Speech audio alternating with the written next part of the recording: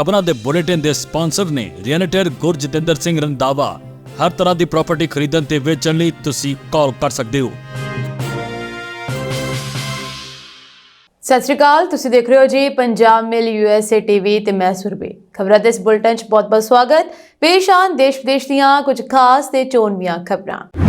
ਨਵੇਂ ਸਾਲ 'ਚ ਅਮਰੀਕਾ ਨੇ ਬਦਲੇ H-1B ਵੀਜ਼ਾ ਨਿਯਮ, ਭਾਰਤੀਆਂ ਨੂੰ ਹੋਵੇਗਾ ਫਾਇਦਾ।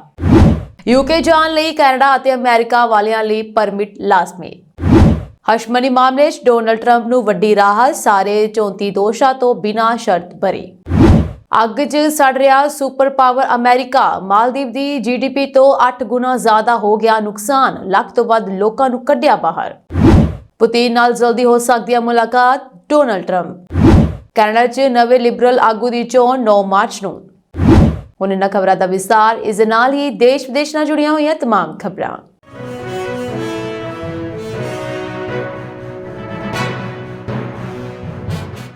ਅਮਰੀਕਾ ਦੇ ਡਿਪਾਰਟਮੈਂਟ ਆਫ ਹੋਮਲੈਂਡ ਸਿਕਿਉਰਿਟੀ ਯਾਨੀ ਕਿ DHS ਨੇ H-1B ਵੀਜ਼ਾ ਪ੍ਰੋਗਰਾਮ ਵਿੱਚ ਮਹੱਤਵਪੂਰਨ ਤਬਦੀਲੀਆਂ ਦਾ ਐਲਾਨ ਕੀਤਾ ਹੈ, ਜੋ ਕਿ 17 ਜਨਵਰੀ 2025 ਤੋਂ ਲਾਗੂ ਹੋਣਗੀਆਂ।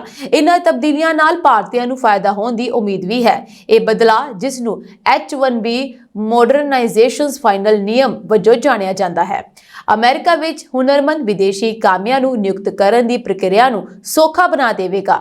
ਇਨ੍ਹਾਂ ਤਬਦੀਲੀਆਂ ਦਾ ਉਦੇਸ਼ ਕੰਪਨੀਆਂ ਦੀਆਂ ਜ਼ਰੂਰਤਾਂ ਨੂੰ ਪੂਰਾ ਕਰਨਾ, ਵੀਜ਼ਾ ਪ੍ਰਕਿਰਿਆ ਨੂੰ ਸਰਲ ਬਣਾਉਣਾ ਅਤੇ ਨਿਯਮਾਂ ਨੂੰ ਸਪਸ਼ਟ ਕਰਨਾ ਹੈ, ਤਾਂ ਜੋ ਮਾਲਕ ਵੀਜ਼ਾ ਪ੍ਰਕਿਰਿਆ ਨੂੰ ਆਸਾਨੀ ਨਾਲ ਸਮਝ ਸਕਣ।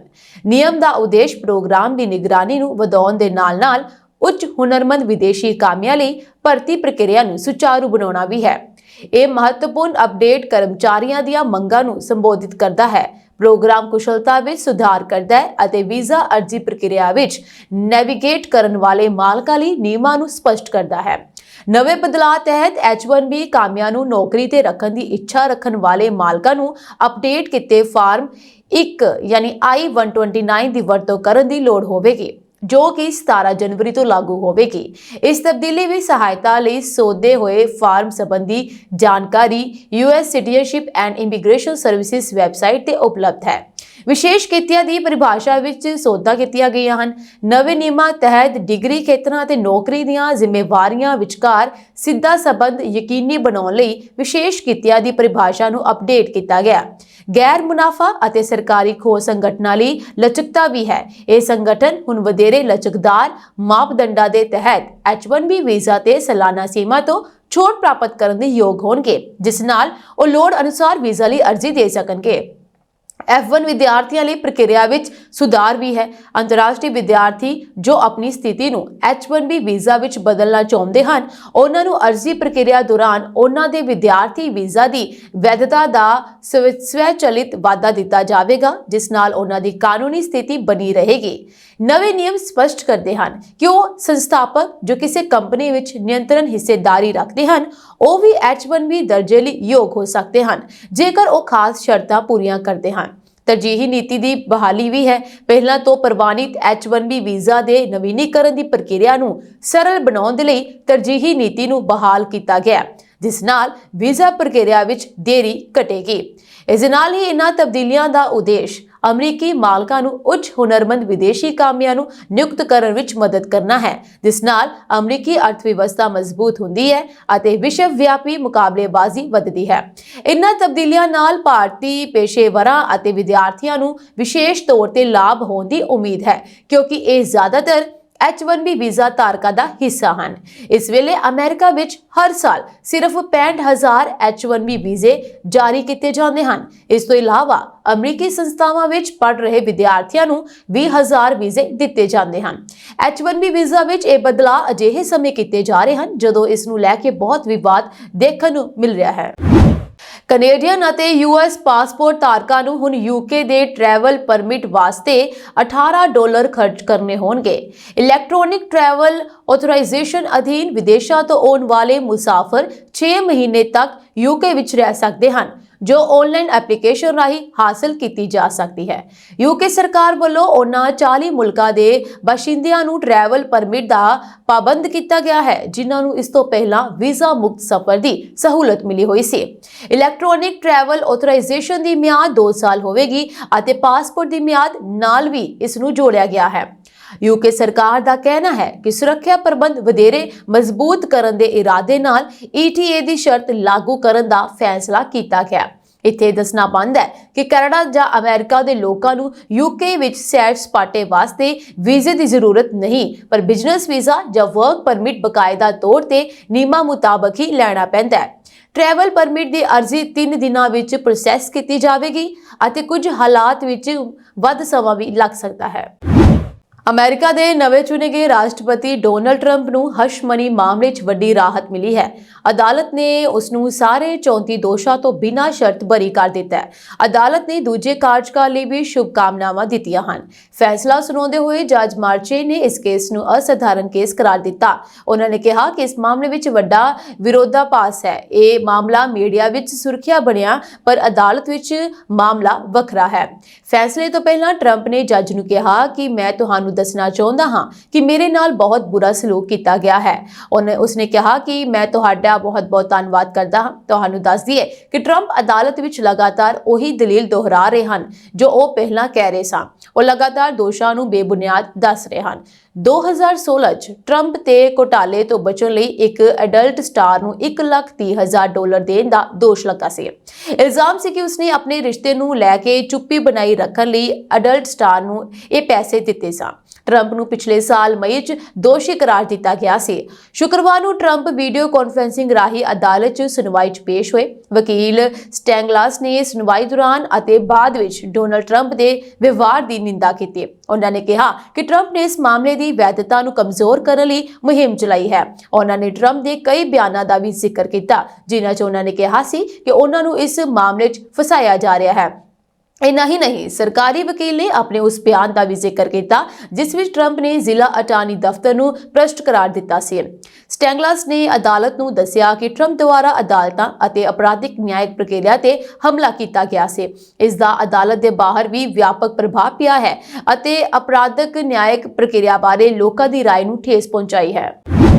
ਦੁਨੀਆ ਵਿੱਚ ਸੁਪਰ ਪਾਵਰ ਆਖਿਆ ਜਾਣ ਵਾਲਾ ਦੇਸ਼ ਸੰਯੁਕਤ ਰਾਜ ਅਮਰੀਕਾ ਇਸ ਸਮੇਂ ਅੱਗ ਵਿੱਚ ਬਲ ਰਿਹਾ ਹੈ ਅਤੇ ਇਹ ਅੱਗ ਲਗਾਤਾਰ ਵੱਧਦੀ ਜਾ ਰਹੀ ਹੈ। ਅਮਰੀਕਾ ਦੇ ਲਾਸ ਐਂਜਲਸ ਖੇਤਰ ਵਿੱਚ ਇਸ ਹਫ਼ਤੇ ਅੱਗ ਲੱਗਣ ਦੀਆਂ 2 ਵੱਡੀਆਂ ਘਟਨਾਵਾਂ ਵਿੱਚ ਘੱਟੋ-ਘੱਟ 10,000 ਘਰ, ਇਮਾਰਤਾਂ ਅਤੇ ਹੋਰ ਢਾਂਚੇ ਤਬਾਹ ਹੋ ਗਏ। ਅਧਿਕਾਰੀਆਂ ਨੇ ਇਹ ਜਾਣਕਾਰੀ ਦਿੱਤੀ ਹੈ। ਲਾਸ ਐਂਜਲਸ ਵਿੱਚ ਮੌਜੂਦਾ ਅੱਗ ਦੀ ਸਥਿਤੀ ਬਹੁਤ ਗੰਭੀਰ ਹੈ। 10 ਜਾਨਾਂ ਦਾ ਨੁਕਸਾਨ ਅਤੇ 34,000 ਏਕੜ ਤੋਂ ਵੱਧ ਖੇਤਰ ਦਾ ਸੜ ਇਸ ਤਬਾਹੀ ਦੀ ਭਿਆਨਕਤਾ ਨੂੰ ਦਰਸਾਉਂਦਾ ਹੈ। ਤੂਫਾਨੀ ਹਵਾਵਾਂ ਕਾਰਨ ਅੱਗ ਦੀਆਂ ਲਪਟਾਂ ਤੇਜ਼ ਹੋਣ ਨਾਲ ਬਚਾਅ ਦੇ ਯਤਨ ਮੁਸ਼ਕਿਲ ਹੋ ਰਹੇ ਹਨ। ਅਧਿਕਾਰੀ ਪ੍ਰਯਾਸ ਕਰ ਰਹੇ ਹਨ ਕਿ ਅੱਗ ਦੇ ਪ੍ਰਭਾਵਾਂ ਨੂੰ ਘਟਾਇਆ ਜਾਵੇ, ਪਰ ਵਾਤਾਵਰਣੀ ਸਥਿਤੀ ਅਤੇ ਤੇਜ਼ ਹਵਾਵਾਂ ਕਾਰਨ ਰਾਹਤ ਕਦੋਂ ਮਿਲੇਗੀ ਇਹ ਕਿਹਾ ਨਹੀਂ ਜਾ ਸਕਦਾ। 2 ਲੱਖ ਦੇ ਕਰੀਬ ਲੋਕਾਂ ਨੂੰ ਸੁਰੱਖਿਅਤ ਥਾਵਾਂ ਤੇ ਲਿਜਾਇਆ ਗਿਆ ਹੈ ਜੋ ਇਸ ਦੌਰਾਨ ਦੀ ਸਭ ਤੋਂ ਵੱਡੀ ਯੋਗਤਾ ਹੈ। ਇਸ ਅੱਗ ਨੇ ਸਿਰਫ ਜਾਨੀ ਅਤੇ ਮਾਲੀ ਨੁਕਸਾਨ ਹੀ ਨਹੀਂ ਕੀਤਾ, ਸਗੋਂ ਸਵੇਰ ਤੋਂ ਸ਼ਾਮ ਤੱਕ ਉੱਡ ਰਹੀ ਸੁਆਹ ਅਤੇ ਖਰਾਬ ਹਵਾ ਕਾਰਨ ਸਿਹਤ ਤੇ ਵੀ ਬੁਰੇ ਪ੍ਰਭਾਵ ਪਾਏ ਹਨ। ਸਥਾਨਕ ਲੋਕਾਂ ਲਈ ਮੌਸਮੀ ਹਾਲਤ ਬਦਲਣ ਅਤੇ ਅੱਗ ਤੇ ਕਾਬੂ ਪਾਉਣ ਤੱਕ ਸਾਵਧਾਨ ਰਹਿਣਾ ਬਹੁਤ ਜ਼ਰੂਰੀ ਹੈ। ਇਸ ਅੱਗ ਵਿੱਚ ਘੱਟੋ-ਘੱਟ 5 ਲੋਕਾਂ ਦੀ ਮੌਤ ਹੋ ਚੁੱਕੀ ਹੈ, ਪਰ ਹੁਣ ਤੱਕ ਖਬਰ ਆਈ ਹੈ ਕਿ 10 ਲੋਕ ਇਸ ਵਿੱਚ ਮਾਰੇ ਜਾ ਚੁੱਕੇ ਹਨ ਅਤੇ ਹਜ਼ਾਰਾਂ ਘਰ ਪੂਰੀ ਤਰ੍ਹਾਂ ਸੜ ਕੇ ਸੁਆਹ ਹੋ ਚੁੱਕੇ ਹਨ। ਅੱਗ ਤੇ ਕਾਬੂ ਪਾਉਣ ਦੇ ਲਈ ਫਾਇਰ ਬ੍ਰਿਗੇਡ ਲਗਾਤਾਰ ਪਾਣੀ ਦੀ ਕਮੀ ਨਾਲ ਜੂਝ ਰਿਹਾ ਹੈ। ਅੰਦਾਜ਼ਾ ਲਗਾਇਆ ਗਿਆ ਹੈ ਕਿ ਇਸ ਭਿਆਨਕ ਅੱਗ ਨਾਲ ਲਾਸ ਐਂਜਲਸ ਨੂੰ $50 ਬਿਲੀਅਨ ਤੋਂ ਵੱਧ ਦਾ ਨੁਕਸਾਨ ਹੋਇਆ ਹੈ। ਇੰਨੀ ਵੱਡੀ ਰਕਮ ਕਈ ਦੇਸ਼ਾਂ ਦੀ GDP ਤੋਂ ਵੀ ਵੱਧ ਹੈ। ਇਸ ਦੇ ਨਾਲ ਹੀ ਇਹ ਮਾਲਦੀਵ ਦੀ GDP ਤੋਂ 8 ਗੁਣਾ ਵੱਧ ਹੈ। ਤੁਹਾਨੂੰ ਦੱਸ ਦਈਏ ਕਿ ਅਮਰੀਕੀ ਚੋਣਾਂ ਵਿੱਚ ਪਾਰਟੀ ਦੀ ਹਾਰ ਤੋਂ ਬਾਅਦ ਵਾਪਰੀ ਇਹ ਭਿਆਨਕ ਘਟਨਾ ਅਮਰੀਕੀ ਰਾਸ਼ਟਰਪਤੀ ਜੋ ਬਾਈਡਨ ਲਈ ਇੱਕ ਵੱਡਾ ਝਟਕਾ ਹੈ। ਇਸ ਭਿਆਨਕ ਅੱਗ ਤੋਂ ਬਾਅਦ ਇਸ ਇਲਾਕੇ ਤੋਂ 1 ਲੱਖ ਤੋਂ ਵੱਧ ਲੋਕਾਂ ਨੂੰ ਬਾਹਰ ਕੱਢ ਕੇ ਸੁਰੱਖਿਅਤ ਥਾਂ ਤੇ ਲਿਜਾਇਆ ਗਿਆ ਹੈ। ਇਸ ਦੌਰਾਨ ਬੁੱਧਵਾਰ ਯਾਨੀ 8 ਜਨਵਰੀ ਨੂੰ ਲਾਸ ਐਂਜਲਸ ਦੇ ਹਾਲੀਵੁੱਡ ਹਿਲਸ ਵਿੱਚ ਵੀ ਅੱਗ ਲੱਗ ਗਈ। ਇਸ ਤੋਂ ਬਾਅਦ ਇਸ ਇਲਾਕੇ ਤੋਂ ਹੋਰ ਲੋਕਾਂ ਨੂੰ ਬਾਹਰ ਕੱਢਿਆ ਗਿਆ। ਪੱਛਮੀ ਹਿੱਸੇ ਵਿੱਚ ਪੈਲੀਸੇਡਸ ਦੀ ਅੱਗ ਨੇ ਲਗਭਗ 15,832 ਏਕੜ ਜ਼ਮੀਨ ਨੂੰ ਤਬਾਹ ਕਰ ਦਿੱਤਾ ਹੈ। ਉਧਰੀ KTLA TV ਦੇ ਵੀਡੀਓ ਵਿੱਚ ਪੈਸੀਫਿਕ ਪੈਲੀਸੇਡਸ ਵਿੱਚ ਘਰਾਂ ਦੇ ਬਲਾਕ ਸੜਦੇ ਅਤੇ ਧੂਏ ਦੇ ਗੁਬਾਰ ਦੇਖਣ ਨੂੰ ਮਿਲ ਰਹੇ ਹਨ। ਅਮਰੀਕਾ ਦੇ ਇੱਕ ਨਿੱਜੀ ਭਵਿੱਖਬਾਣੀ ਕਰਨ ਵਾਲੇ ਐਕਿਊਵੇਦਨ ਨੇ ਬੁੱਧਵਾਰ ਯਾਨੀ 8 ਜਨਵਰੀ ਨੂੰ ਕਿਹਾ ਕਿ ਕੈਲੀਫੋਰਨੀਆ ਦੇ ਜੰਗਲਾਂ ਵਿੱਚ ਲੱਗੀ ਅੱਗ ਇਤਿਹਾਸ ਦੀ ਸਭ ਤੋਂ ਵਿਨਾਸ਼ਕਾਰੀ ਅੱਗਾਂ ਵਿੱਚੋਂ ਇੱਕ ਹੈ। ਸ਼ੁਰੂਆਤੀ ਤੌਰ ਤੇ ਨੁਕਸਾਨ ਦਾ ਅੰਦਾਜ਼ਾ $50 ਬਿਲੀਅਨ ਤੋਂ ਵੱਧ ਲਗਾਇਆ ਗਿਆ ਸੀ। ਉੱਥੇ ਹੀ ਹੁਣ ਐਕਿਊਵੇਦਰ ਦਾ ਅੰਦਾਜ਼ਾ ਹੈ ਕਿ ਅੱਗ ਕਾਰਨ $52 ਅਤੇ $57 ਬਿਲੀਅਨ ਦੇ ਵਿਚਕਾਰ ਨੁਕਸਾਨ ਹੋਇਆ ਹੈ। ਅਮਰੀਕਾ ਦੇ ਨਵੇਂ ਚੁਣੇ ਗਏ ਰਾਸ਼ਟਰਪਤੀ ਡੋਨਾਲਡ ਟਰੰਪ ਨੇ ਕਿਹਾ ਹੈ ਕਿ ਰੂਸੀ ਰਾਸ਼ਟਰਪਤੀ ਵਲਾਦੀਮੀਰ ਪੁਤਿਨ ਉਹਨਾਂ ਨੂੰ ਮਿਲਣਾ ਚਾਹੁੰਦੇ ਹਨ ਅਤੇ ਦੋਵਾਂ ਨੇਤਾਵਾਂ ਵਿਚਕਾਰ ਮੁਲਾਕਾਤ ਦੀ ਯੋਜਨਾ ਬਣਾਈ ਜਾ ਰਹੀ ਹੈ। ਡੋਨਾਲਡ ਟਰੰਪ ਜਲਦੀ ਹੀ ਅਮਰੀਕਾ ਦੇ ਰਾਸ਼ਟਰਪਤੀ ਵਜੋਂ ਸਹੁੰ ਚੁੱਕਣ ਵਾਲੇ ਹਨ। ਇਸ ਦੌਰਾਨ ਉਹਨਾਂ ਨੇ ਐਲਾਨ ਕੀਤਾ ਹੈ ਕਿ ਰੂਸੀ ਰਾਸ਼ਟਰਪਤੀ ਨਾਲ ਮੁਲਾਕਾਤ ਲਈ ਸਮਾਂ ਤੈਅ ਕੀਤਾ ਜਾ ਰਿਹਾ ਹੈ। ਉਧਰ ਹੀ ਫਲੋਰੀਡਾ ਦੇ ਪਾਮ ਬੀਚ ਵਿਖੇ ਆਪਣੇ ਮਾਰੇ-ਲਾਗੋ ਅਸਟੇਟ ਵਿਖੇ ਰਿਪਬਲਿਕਨ ਗਵਰਨਰਸ ਨਾਲ ਮੁਲਾਕਾਤ ਤੋਂ ਪਹਿਲਾਂ ਟਰੰਪ ਨੇ ਰੂਸੀ ਨੇਤਾ ਬਾਰੇ ਕਿਹਾ ਕਿ ਉਹ ਮਿਲਣਾ ਚਾਹੁੰਦੇ ਹਨ। ਅਸੀਂ ਇੱਕ ਮੁਲਾਕਾਤ ਦੀ ਯੋਜਨਾ ਬਣਾ ਰਹੇ ਹਾਂ। ਰੂਸ ਅਤੇ ਯੂਕਰੇਨ ਵਿਚਕਾਰ ਟਕਰਾਅ ਦਾ ਜ਼ਿਕਰ ਕਰਦੇ ਹੋਏ ਟਰੰਪ ਨੇ ਕਿਹਾ ਕਿ ਰਾਸ਼ਟਰਪਤੀ ਪੁਤਿਨ ਉਹਨਾਂ ਨੂੰ ਮਿਲਣਾ ਚਾਹੁੰਦੇ ਹਨ। ਉਹਨਾਂ ਨੇ ਅਜਿਹਾ ਜਨਤਕ ਤੌਰ ਤੇ ਵੀ ਕਿਹਾ ਹੈ ਅਤੇ ਸਾਨੂੰ ਯੁੱਧ ਅਤੇ ਖੂਨ ਖਰਾਬਾ ਖਤਮ ਕਰਨਾ ਪਵੇਗਾ। ਕੈਨੇਡਾ ਦੇ ਪ੍ਰਧਾਨ ਮੰਤਰੀ ਜਸਟਿਨ ਟਰੂਡੋ ਵੱਲੋਂ 6 ਮਾਰਚ ਨੂੰ ਲਿਬਰਲ ਪਾਰਟੀ ਦੇ ਸੰਸਦੀ ਆਗੂ ਦੇ ਅਹੁਦੇ ਤੋਂ ਮੁਸਤਫੀ ਹੋਣ ਦੇ ਐਲਾਨ ਤੋਂ ਬਾਅਦ ਨਵੇਂ ਆਗੂ ਦੀ ਚੋਣ ਲਈ ਸਰਗਰਮੀਆਂ ਤੇਜ਼ ਹੋ ਗਈਆਂ ਹਨ। ਪਾਰਟੀ ਦੇ board of directors the meeting ਵਿੱਚ ਫੈਸਲਾ ਲਿਆ ਗਿਆ ਹੈ ਕਿ ਨਵੇਂ ਆਗੂ ਦੀ ਚੋਣ 9 ਮਾਰਚ ਨੂੰ ਹੋਵੇਗੀ, ਜਿਸ ਲਈ ਨਾਮਜ਼ਦਗੀਆਂ ਦਾਖਲ ਕਰਨ ਦਾ ਆਖਰੀ ਦਿਨ 23 ਜਨਵਰੀ ਤੈਅ ਕੀਤਾ ਗਿਆ ਹੈ। ਇਸ ਅਹੁਦੇ ਲਈ ਚੋਣ ਮੈਦਾਨ ਵਿੱਚ ਕੂਦਣ ਦੇ ਚਾਹਵਾਨ ਆਗੂਆਂ ਨੂੰ $3.5 ਲੱਖ ਪਾਰਟੀ ਕੋਲ ਜਮ੍ਹਾਂ ਕਰਵਾਉਣੇ ਹੋਣਗੇ। ਪਾਰਟੀ ਆਗੂ ਬਣਨ ਵਾਲਿਆਂ ਦੀ ਦੌੜ ਵਿੱਚ ਬੈਂਕ ਆਫ ਕੈਨੇਡਾ ਦੇ ਸਾਬਕਾ ਗਵਰਨਰ ਮਾਰਕ ਕਾਰਨੇ ਅਤੇ BC ਦੀ ਸਾਬਕਾ ਮੁੱਖ ਮੰਤਰੀ ਕ੍ਰਿਸਟੀ ਕਲਰਕ ਪ੍ਰਮੁੱਖ ਦਾਅਵੇਦਾਰਾਂ 'ਚ ਸ਼ਾਮਲ ਹਨ। ਉਂਝ ਸਾਬਕਾ ਵਿੱਤ ਮੰਤਰੀ ਕ੍ਰਿਸਟੀਆ ਫਰੀਲੈਂਡ, ਚੰਦਰ ਆਰਿਆ ਅਤੇ ਕਿਊਬਿਕ ਤੋਂ ਸੰਸਦ ਮੈਂਬਰ ਫਰੈਂਕ ਬੈਲਿਸ ਵੀ ਉਮੀਦਵਾਰੀ ਦਾ ਦਾਅਵਾ ਕਰਨ ਦਾ ਮਨ ਬਣਾ ਰਹੇ ਹਨ। ਪਾਰਟੀ ਦੇ ਨਵੇਂ ਮੈਂਬਰ ਬਣਨ ਦੇ ਚਾਹਵਾਨ ਵਿਅਕਤੀ 27 ਜਨਵਰੀ ਤੱਕ ਅਰਜ਼ੀਆਂ ਦੇ ਸਕਦੇ ਹਨ। ਮੈਂਬਰ ਨੂੰ ਵੋਟ ਦਾ ਅਧਿਕਾਰ ਦੇਣ ਦੀਆਂ ਸ਼ਰਤਾਂ ਪਹਿਲਾਂ ਨਾਲੋਂ ਸਖਤ ਕੀਤੀਆਂ ਜਾ ਰਹੀਆਂ ਹਨ। ਜਾਣਕਾਰੀ ਮੁਤਾਬਕ ਨਵੀਆਂ ਸ਼ਰਤਾਂ ਤਹਿਤ 14 ਸਾਲ ਤੋਂ ਵੱਧ ਉਮਰ ਦਾ ਕੋਈ ਵੀ ਕੈਨੇਡੀਅਨ ਨਾਗਰਿਕ ਜਾਂ ਪੱਕੇ ਰਿਹਾਇਸ਼ੀ ਵਿਅਕਤੀ ਮੈਂਬਰ ਬਣਨ ਤੇ ਆਗੂ ਚੁਣਨ ਲਈ ਵੋਟ ਦਾ ਹੱਕ ਰੱਖਦੇ ਹਨ। ਜਿਵੇਂ ਕਿ ਲਾਸ ਐਂਜਲਸ ਦੇ ਕਈ ਸਥਾਨਾਂ ਤੇ ਭਿਆਨਕ ਜੰਗਲੀ ਅੱਗਾਂ ਲਗਾਤਾਰ ਫੈਲ ਰਹੀ ਹੈ। ਇਸ ਦੌਰਾਨ ਅਮਰੀਕਾ ਸਥਿਤ ਇੱਕ ਰੀਅਲ ਅਸਟੇਟ ਮਾਰਕੀਟ ਪਲੇਸ 'ਚ $35 ਮਿਲੀਅਨ ਲਗਭਗ 288 ਕਰੋੜ ਲਿਸਟਡ ਕੀਤਾ ਗਿਆ ਆਲੀਸ਼ਾਨ ਮੈਂਸ਼ਨ ਅੱਗ ਦੀਆਂ ਲਪਟਾਂ ਵਿੱਚ ਘਿਰ ਗਿਆ ਤੇ ਸੜ ਕੇ ਸੁਆਹ ਹੋ ਗਿਆ। ਇਸ ਸਾਰੀ ਘਟਨਾ ਦੀ ਇੱਕ ਵੀਡੀਓ ਵੀ ਤੇਜ਼ੀ ਨਾਲ ਵਾਇਰਲ ਹੋ ਰਹੀ ਹੈ, ਜਿਸ ਨੂੰ ਦੇਖ ਕੇ ਹਰ ਕੋਈ ਹੈਰਾਨ ਰਹਿ ਗਿਆ ਹੈ। ਦੂਰੋਂ ਬਣਾਈ ਗਈ ਵੀਡੀਓ 'ਚ ਇੱਕ ਵਿਸ਼ਾਲ ਹਵੇਲੀ ਦਿਖਾਈ ਦੇ ਰਹੀ ਹੈ, ਜਿਸ ਦੇ ਨਾਲ ਪੈਲਿਸੇਡ ਦੇ ਕਿਨਾਰੇ ਕਈ ਖਜੂਰ ਦੇ ਦਰਖਤ ਵੀ ਸੜ ਰਹੇ ਹਨ। ਵਾਇਰਲ ਵੀਡੀਓ ਦੇ ਕਮੈਂਟ ਬਾਕਸ ਵਿੱਚ ਲੋਕਾਂ ਨੇ ਲਾਸ ਐਂਜਲਸ ਦੇ ਜੰਗਲਾਂ ਦੀ ਅੱਗ ਦੇ ਵਿਨਾਸ਼ਕਾਰੀ ਪ੍ਰਭਾਵ ਤੇ ਆਪਣੀ ਪ੍ਰਤੀਕਿਰਿਆ ਪ੍ਰਗਟ ਕੀਤੀ ਹੈ।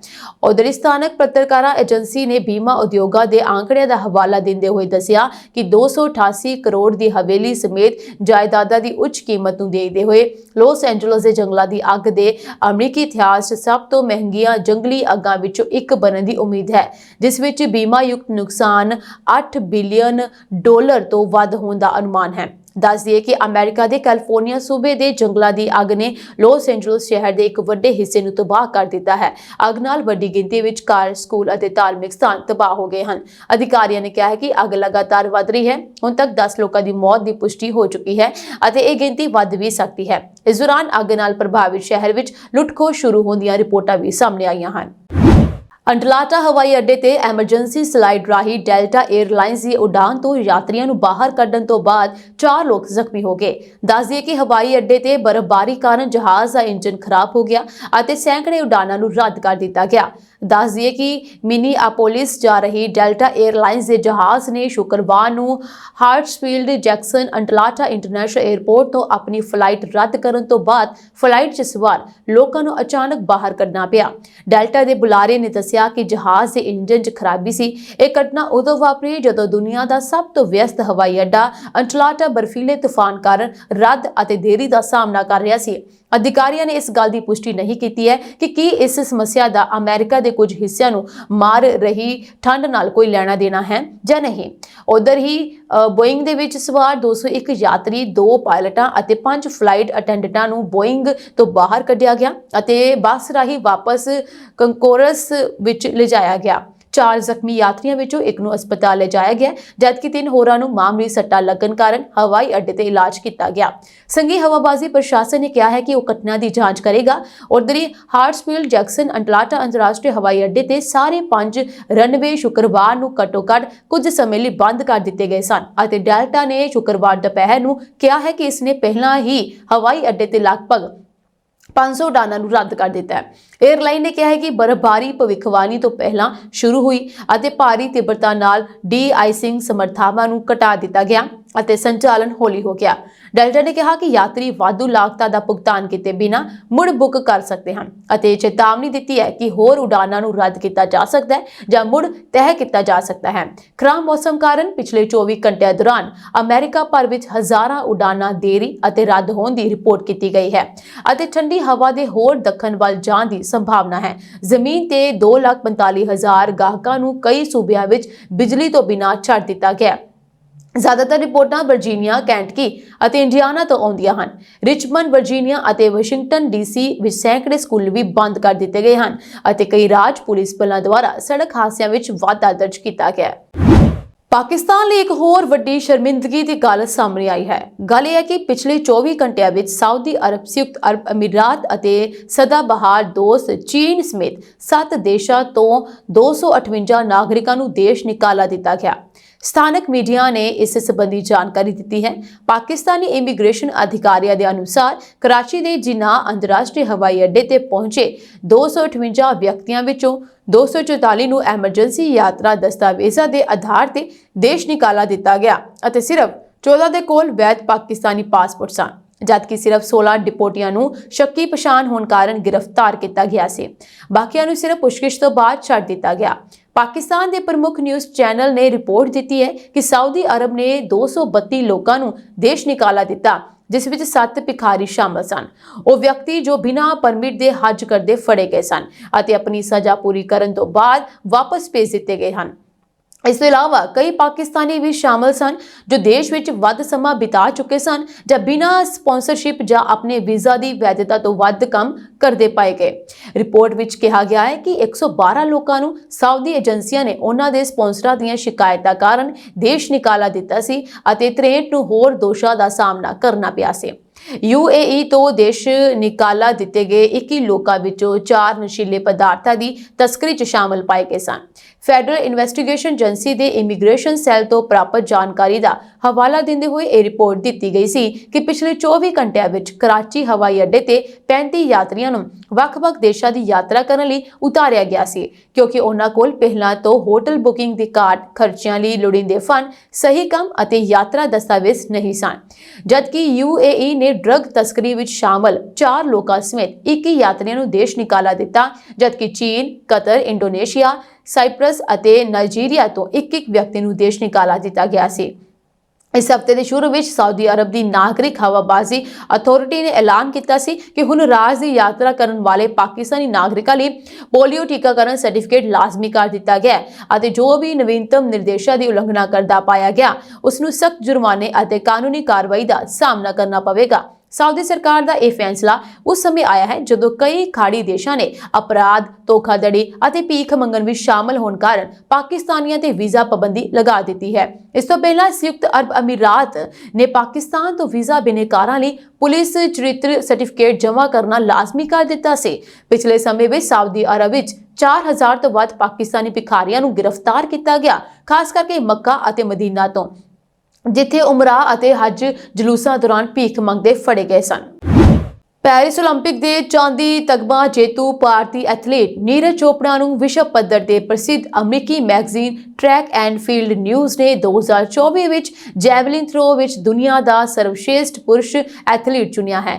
ਪਿਛਲੇ ਸਾਲ ਓਲੰਪਿਕ ਖੇਡਾਂ ਵਿੱਚ ਪਾਕਿਸਤਾਨ ਦੇ ਅਰਸ਼ਦ ਨਦੀਮ ਤੋਂ ਬਾਅਦ ਦੂਜੇ ਸਥਾਨ ਤੇ ਰਹੇ 27 ਸਾਲਾ ਚੋਪੜਾ ਨੇ ਕੈਲੀਫੋਰਨੀਆ ਸਥਿਤ ਮੈਗਜ਼ੀਨ ਦੀ 2024 ਰੈਂਕਿੰਗ ਵਿੱਚ ਸਿਖਰ ਤੇ ਸਥਾਨ ਹਾਸਲ ਕੀਤਾ ਹੈ। ਉਹਨਾਂ ਨੇ ਗ੍ਰੇਨੇਡਾ ਦੇ 2 ਵਾਰ ਦੇ ਵਿਸ਼ਵ ਚੈਂਪੀਅਨ ਜੋਰਡਨ ਐਂਡਰਸਨ ਪੀਟਰਸ ਨੂੰ ਪਛਾੜਿਆ। ਨਦੀਮ ਇਸ ਸੂਚੀ ਵਿੱਚ 5ਵੇਂ ਸਥਾਨ ਤੇ ਹਨ ਕਿਉਂਕਿ ਉਹਨਾਂ ਨੇ 올림픽 ਤੋਂ ਇਲਾਵਾ ਸਿਰਫ ਇੱਕ ਹੋਰ ਮੁਕਾਬਲੇ ਪੈਰਿਸ ਡਾਇਮੰਡ ਲੀਗ ਵਿੱਚ ਹਿੱਸਾ ਲਿਆ ਸੀ, ਜਿੱਥੇ ਉਹ ਚੌਥੇ ਸਥਾਨ ਤੇ ਰਹੇ ਸਨ। ਪੈਰਿਸ 올림픽 ਵਿੱਚ ਉਹਨਾਂ ਨੇ 92.97 ਮੀਟਰ ਜੈਵਲਿਨ ਸੁੱਟ ਕੇ ਸੋਨ ਤਗਮਾ ਜਿੱਤਿਆ ਸੀ, ਜਦਕਿ ਚੋਪੜਾ ਨੇ 99.45 ਮੀਟਰ ਨਾਲ ਚਾਂਦੀ ਤਗਮਾ ਜਿੱਤਿਆ ਸੀ। ਇਹ ਮੈਗਜ਼ੀਨ 1948 ਤੋਂ ਪ੍ਰਕਾਸ਼ਿਤ ਹੋ ਰਹੀ ਹੈ ਅਤੇ ਖੁਦ ਨੂੰ ਖੇਡਾਂ ਦੀ ਬਾਈਬਲ ਮੰਨਦੀ ਹੈ। ਇਹ ਹਰ ਸਾਲ ਵਿਸ਼ਵ ਅਤੇ ਅਮਰੀਕਾ ਦੀ ਰੈਂਕਿੰਗ ਪ੍ਰਕਾਸ਼ਿਤ ਕਰਦੀ ਹੈ।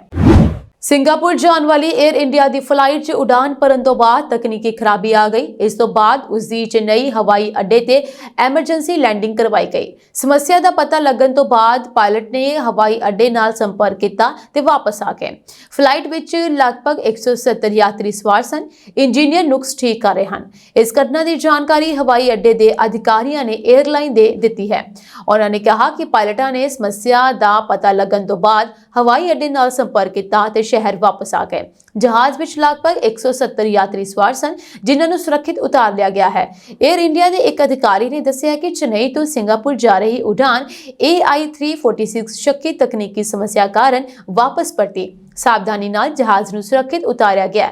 ਅਧਿਕਾਰੀਆਂ ਨੇ ਦੱਸਿਆ ਕਿ ਸਾਰੇ ਯਾਤਰੀ ਤੇ ਚਾਲਕ ਦਲ ਸੁਰੱਖਿਅਤ ਹਨ। ਉਹਨਾਂ ਵੱਲੋਂ ਇਹ ਵੀ ਕਿਹਾ ਗਿਆ ਹੈ ਕਿ ਯਾਤਰੀਆਂ ਨੂੰ ਚੇਨਈ ਤੋਂ ਸਿੰਗਾਪੁਰ ਭੇਜਣ ਲਈ ਬਦਲਵੇਂ ਪ੍ਰਬੰਧ ਕੀਤੇ ਗਏ ਸਨ। ਨਵਾਂ ਸਾਲ ਚੜ੍ਹਦਿਆਂ ਹੀ ਕੈਨੇਡਾ ਤੋਂ ਪੰਜਾਬੀ ਨੌਜਵਾਨਾਂ ਨਾਲ ਭਾਣੇ ਵਰਤਣ ਦੀਆਂ ਦੁਖਦ ਖਬਰਾਂ ਸਾਹਮਣੇ ਆਉਣੀਆਂ ਸ਼ੁਰੂ ਹੋ ਚੁੱਕੀਆਂ ਹਨ। ਤਾਜ਼ਾ ਮਾਮਲੇ ਵਿੱਚ ਸਰੀ ਵਿਖੇ ਪੰਜਾਬੀ ਨੌਜਵਾਨ ਅਰਵਿੰਦ ਸਿੰਘ ਸੰਧੂ ਦੀ ਅਚਨਚੇਤ ਮੌਤ ਹੋਣ ਦਾ ਮਾਮਲਾ ਸਾਹਮਣੇ ਆਇਆ ਹੈ, ਜਦਕਿ ਰਿਚਮੰਡ ਦਾ ਸਤਵੀਰ ਸਹਿਰਾ 2 ਦਿਨ ਤੋਂ ਲਾਪਤਾ ਦੱਸਿਆ ਜਾ ਰਿਹਾ ਹੈ। ਇਸ ਦੌਰਾਨ ਐਬਸਫੋਰਡ ਦੇ ਇੱਕ ਪਾਰਕ ਵਿੱਚ ਇੱਕ ਸੜੀ ਹੋਈ SUV ਵਿੱਚੋਂ 2 ਲਾਸ਼ਾਂ ਬਰਾਮਦ ਹੋਣ ਦੀ ਰਿਪੋਰਟ ਹੈ। ਪ੍ਰਾਪਤ ਜਾਣਕਾਰੀ ਮੁਤਾਬਕ ਅਰਵਿੰਦ ਸਿੰਘ ਸੰਧੂ ਉਰਫ ਸੋਨੂ ਆਪਣੀ ਵਿਧਵਾ ਮਾਂ ਅਤੇ ਛੋਟੇ ਭਰਾ ਦੇ ਸੁਪਨੇ ਪੂਰੇ ਕਰਨ ਅਤੇ ਆਪਣੇ ਖੁਸ਼ਹਾਲ ਭਵਿੱਖ ਦੀ ਉਮੀਦ ਵਿੱਚ ਅਪ੍ਰੈਲ 2024 ਵਿੱਚ ਕੈਨੇਡਾ ਪੁੱਜਾ ਸੀ।